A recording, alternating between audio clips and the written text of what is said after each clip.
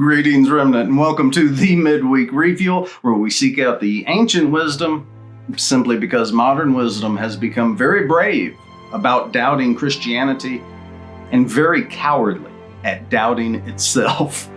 Most people today think doubt is automatically intelligence. Doubt the Bible, doubt the church, doubt the doctrine, doubt the tradition, doubt your parents, doubt the dead, doubt about anything old enough to have actually survived. And modern wisdom will applaud you as incredibly brave. But try doubting modern doubt itself and watch how quickly the brave little skeptic starts guarding the door. That is where Chesterton becomes dangerous. He did not run away from the skeptics. He read them. He listened to them. He followed their arguments, and then something very unexpected happened. They did not merely make him doubt Christianity. No, they made him doubt unbelief. Tonight's lesson is about that strange and wonderful moment when doubt gets cross-examined. Skeptics start sweating when that happens, and Chesterton discovers what he calls his first wild doubts of doubt. My young life was plagued with doubt. Like Chesterton, I was a wild little pagan at heart. Building tree houses, blazing trails, standing in the sun, and daring death with each new adventure. But I was not raised in a blank pagan world. My family was very Christian. We were part of the Nazarene denomination, and in those days, at least in the world that I knew and comprehended, that could feel about one step away from Quaker seriousness, plain, careful, holiness-minded, and deeply suspicious of anything that looked like too much fun. Now I want to be fair. Looking back, I did meet saints in those years, strong saints. Not many, perhaps, but enough that I cannot honestly pretend that they were not there. Men and women with fire in their eyes, joy in their hearts, and swords in their hands. They had something real. They had something I wanted. They were not playing church. They were not managing religion like a family heirloom in a glass case. They were alive. But as a young man, I did not know how to distinguish the saint from the scenery at that point. What I mostly noticed was the heaviness, the absolute heaviness that I saw people of faith who seemed, to me then, only slightly less miserable than the sinners we were supposedly one day going to fish for. And that confused me. And it confused me quite a bit, because if the Christians had the truth, why did so many of them seem so tired of joy? If they had the gospel message, if they had the good news, why did the good news sound like it had been left in the refrigerator for too long? If they had met the risen Savior, the risen Christ, why did so many of them look like they were waiting for a dental appointment with hymns? Still, underneath all that confusion, God had not been absent. Like Chesterton, I had been given more than religious information in my youth. I had been given stories. In my case, my mother read fairy tales to me, especially the Narnia books. I remember it well. I love those books. And those stories did something in me long before I knew how to name what was happening. They made the flat, gray world of modern unbelief feel oh so small to me. They kept me uncomfortable with the doubt of the age and with the polished certainty of Christ's detractors. Because once you have walked through the wardrobe, once you have heard Aslan roar, once you have learned that evil can look powerful and still be doomed, it is very hard to be fully satisfied with a universe made of accidents, chemicals, appetites, and dust. It is hard to explain, but it was almost as though I knew him before I knew how to speak rightly about him. I had the atmosphere of faith before I had the architecture of faith. I had the sense of God before I had the settled allegiance of a disciple. And then slowly, almost imperceptibly, I drifted, as many of us do at that age. I did not wake up one morning and decide to rebel against God. I did not hold a press conference and announce my apostasy from the top of the treehouse. It was quieter than all that.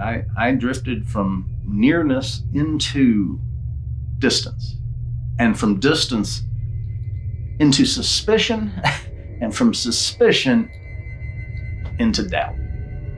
By my early teen years, I had become a staunch agnostic. And so, like many young people, I confused bad representatives with a bad faith. I confused miserable religion with true Christianity. I confused the dullness of some believers with the truth of the thing they claim to believe. Chesterton helps us. He helps us here because he does not pretend that doubt is always stupid. It's not. He knew doubt. I know doubt. You know doubt. He walked through it. He read the skeptics. He pursued it. He listened to the arguments. But then he noticed something most modern people never stop long enough to actually notice. Doubt itself has serious problems. The skeptics were confident, but not consistent. They were clever, but not always wise. They could attack Christianity from one direction on Monday and from the opposite direction on Tuesday, and somehow believe they had won both arguments. And that is where the spell began to crack for me. Chesterton did not come back to Christianity because he stopped thinking. He came back to Christianity because he kept thinking until unbelief itself began to look very unstable. That is the move tonight, or at least I hope it is. We are not merely asking whether Christianity can survive doubts. It can. We are asking whether our doubts can survive Christianity.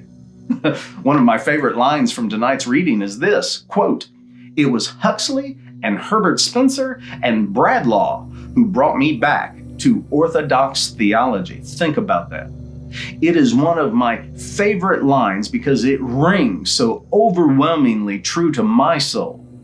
I was raised Christian, I told you that, and therefore, when doubt began to take hold of me, I sought out the people whom it had been reported could deal the death blow to the Christian faith. I read the men who were supposed to make Christianity collapse. I read the skeptics. I read the rationalists. I read the critics, the mockers, the confident unbelievers, the men who came at the Christian faith with both barrels loaded and no apology.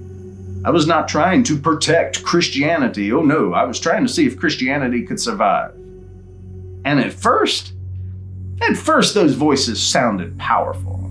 At first, they sounded brave. At first, they sounded like the adults had finally entered the room, flicked on the fluorescent lights, and exposed the old cathedral as nothing but dust, superstition, stained glass, and emotional architecture. But then something strange happened. The more I read them, the more I began to notice that their confidence was often stronger than their consistency. Their tone was bold, but their world was very small. Richard Dawkins could tell us that at bottom there is no evil and no good, unquote. Only blind, pitiless indifference, unquote. And then almost in the next breath, morally prosecute the God of the Old Testament like a furious district attorney with tenure. And then there's Christopher Hitchens. He could declare right there in the subtitle of his book that religion poisons everything, which is one of those sentences that feels brave until you remember, well, I don't know, Bach, hospitals, abolitionists, cathedrals, orphanages, marriage vows, dying prayers, and every casserole ever delivered by a church lady with better theology than half the faculty lounge. They could mock Christianity, but they could not explain the ache in the human soul. They could sneer at faith, but they could not account for beauty, for joy, for evil, guilt, longing, love, meaning, or the stubborn sense that this world is not merely a machine. This world is a story. And that is where Chesterton became so very helpful to me.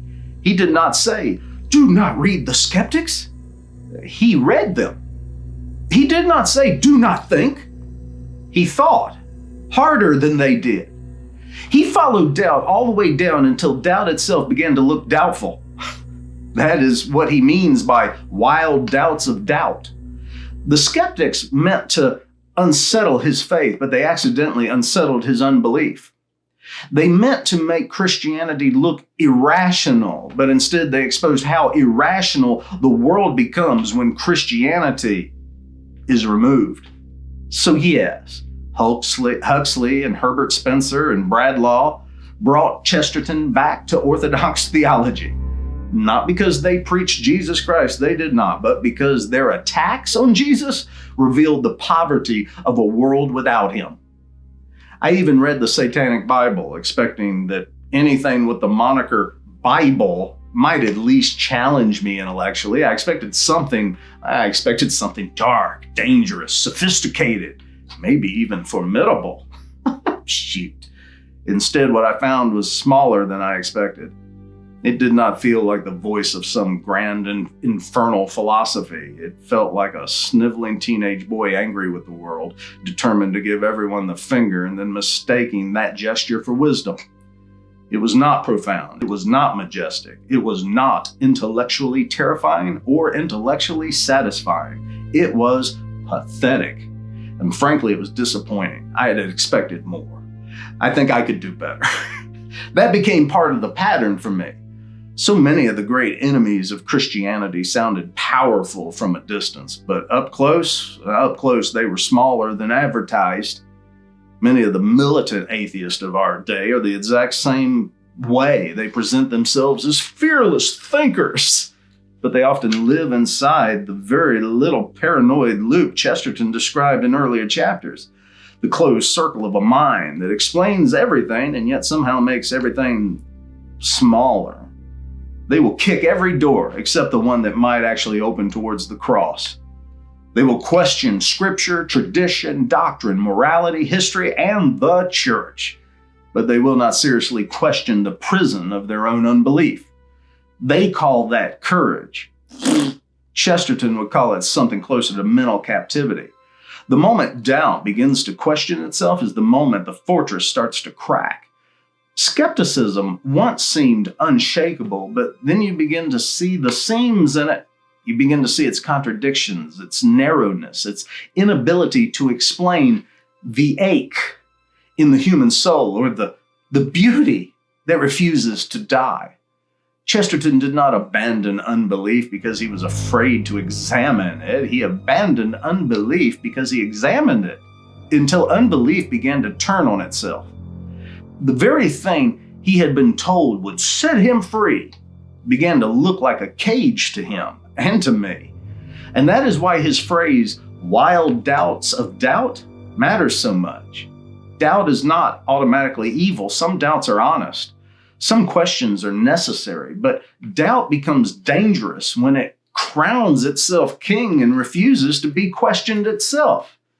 At that point, skepticism is no longer a tool. It is a prison with good lighting. Before we read Chesterton, let me ask you for the modern kindness. If this teaching helps you, hit the like and subscribe buttons and share it with somebody who needs it. And I mean that especially tonight.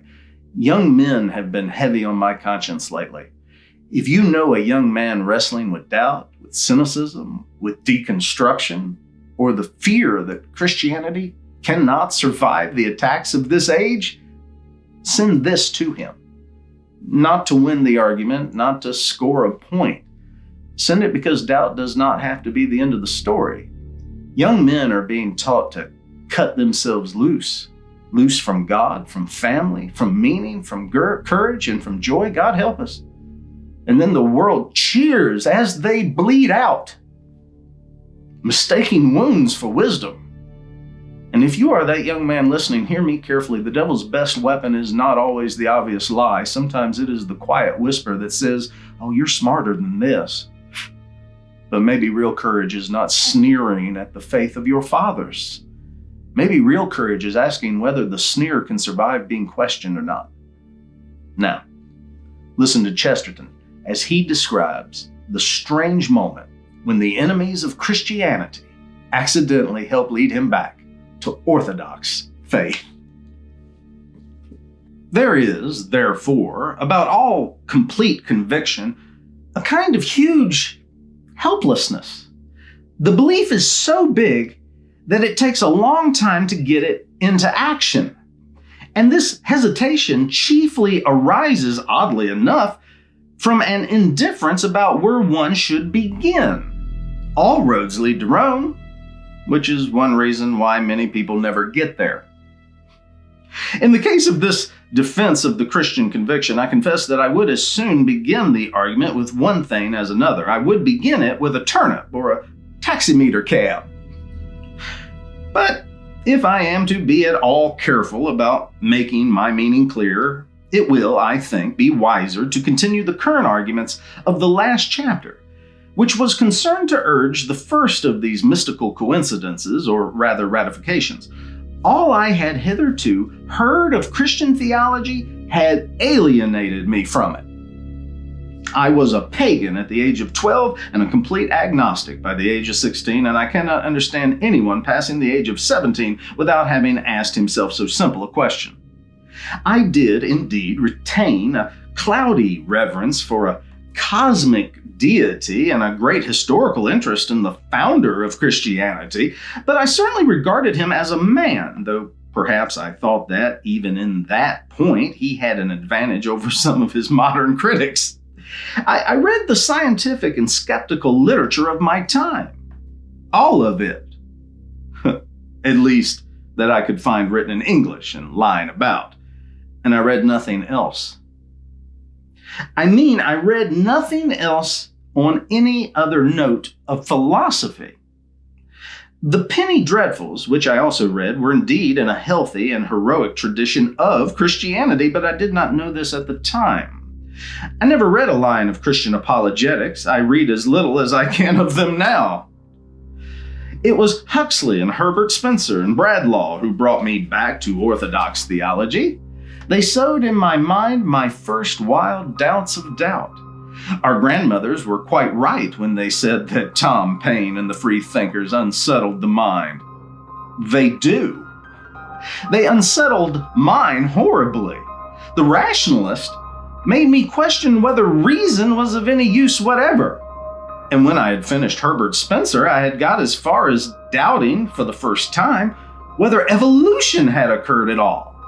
As I laid down the last of Colonel Ingersoll's atheistic lectures, the dreadful thought broke across my mind, "Almost thou persuadest me to be a Christian."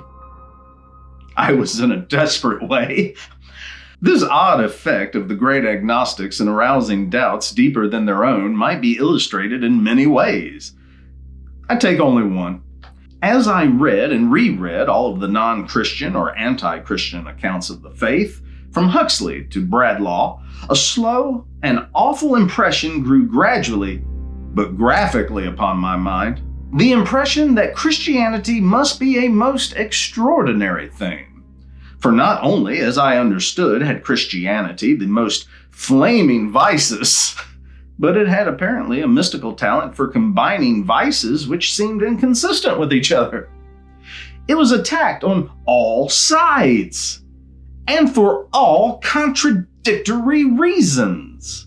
No sooner had one rationalist demonstrated that it was too far to the east than another demonstrated with equal clearness that it was much too far to the west.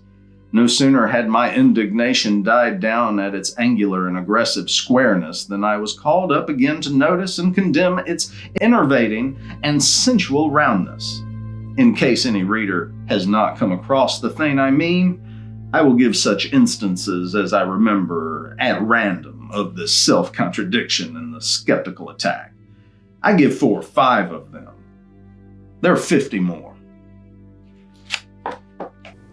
Now, did you hear what Chesterton just did? He says that complete conviction has a kind of helplessness, not because it has no evidence, but because it has far too much evidence. When something is only partly true, you can usually defend it with the one or two little neat arguments that you prepared for the day. But when something is deeply true, when it touches everything around you, when it explains not merely one corner of life, but the shape of life itself, you almost do not know where to begin with it. And that is why Chesterton says he could begin with a turnip or a taximeter cap. That line is funny, but it's not random. He means Christianity was beginning to make sense of everything. Not just church things, not just stained glass things, not just theological things, but ordinary things, vegetables, taxis, fairy tales, laughter, doubt, evil, longing, sanity, madness, courage, joy. All of it. Christianity was not sitting in a religious corner of the room waiting for him to visit him. It was standing in the middle of reality, explaining the room to anybody who would listen. And then comes the line I love, quote, "It was Huxley and Herbert Spencer and Bradlaugh who brought me back to Orthodox theology," unquote. That is magnificent. Chesterton is saying, the unbelievers helped me. They helped me believe. Not because they intended to, not because they preached Jesus Christ, not because they gave an altar call at the end of the skeptical lecture.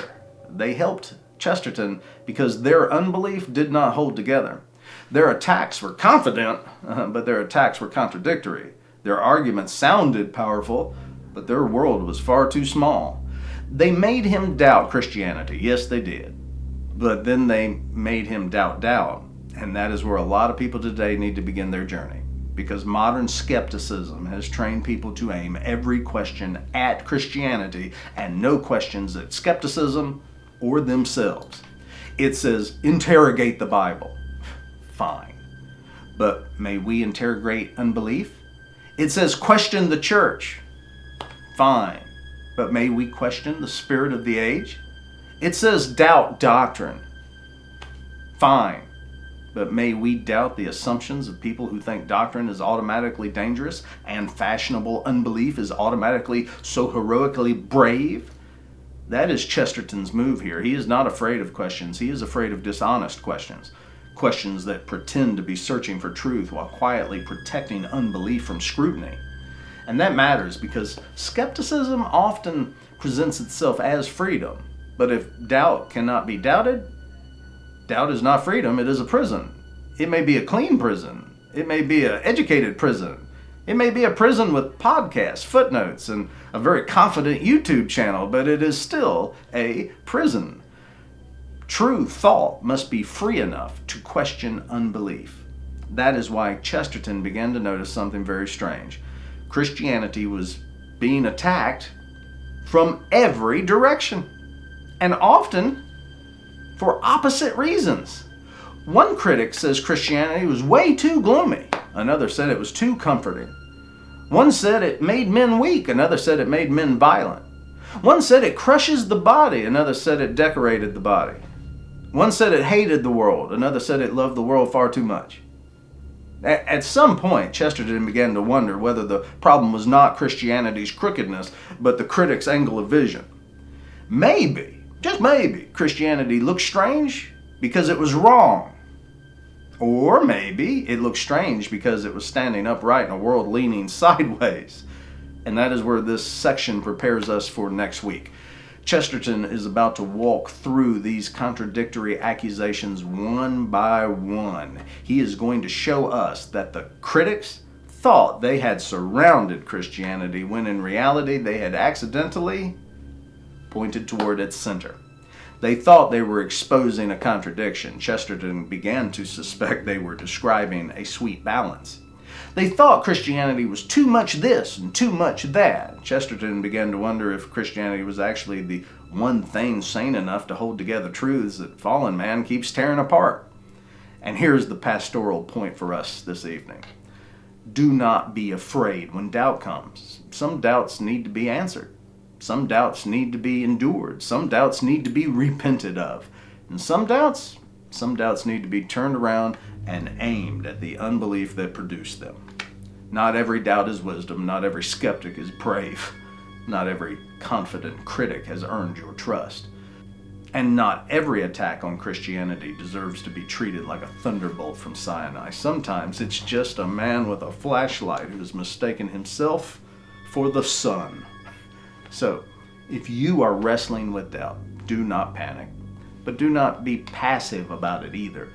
Do not let doubt sit on the throne. Put it in the witness chair. Ask it questions. Cross-examine it. Make it explain itself. Can your doubt account for joy? Can it account for beauty? Can it account for evil? Can it account for conscience? Can it account for the strange ache in your soul that keeps telling you this world is not merely matter in motion? Can it account for your longing to be forgiven? Can it account for your hunger for a home you have never seen, but somehow still miss? Christianity can. That does not mean every question disappears overnight. Chesterton's journey was not instant or short, and yours may not be either. But it does mean this: the faith is not fragile. Christ is not nervous. Truth does not tremble because a skeptic clears his throat somewhere. So doubt your doubts. Question your questions. Interrogate the spirit of the age with the exact same intensity it taught you to aim at the faith of your fathers. And maybe, like Chesterton, you will discover that the enemies of Christianity sometimes do something very useful. They accidentally show us how much smaller the world becomes without the King. And if you find yourself there, if you find unbelief shrinking the world instead of explaining it to you, if you find doubt becoming a cage around you instead of a doorway of freedom, then do not be afraid to follow the light back home. Because Christianity is not afraid of your questions. But your doubts may have very good reasons to be afraid of Christ. That is where we will pick up next time. Chesterton is about to show us the contradictions in the attacks against Christianity and how those contradictions may reveal that Christianity is not the disease, but the sanity that the world keeps misdiagnosing. So until then, remnant, do not let doubt sit on the throne. Put it in the witness chair, cross-examine it, make it tell you the truth. And when all the clever little doubts have had their little say, remember this: Christ is not on trial, the age is. And unlike the proud men of this world, we do not need to shout that people can't handle the truth. Because the deeper problem is this: modern man cannot handle the truth because the truth is not an idea he controls. The truth is a king before whom he must bow, and the verdict has already been rendered. Christ is king. Hail to the King.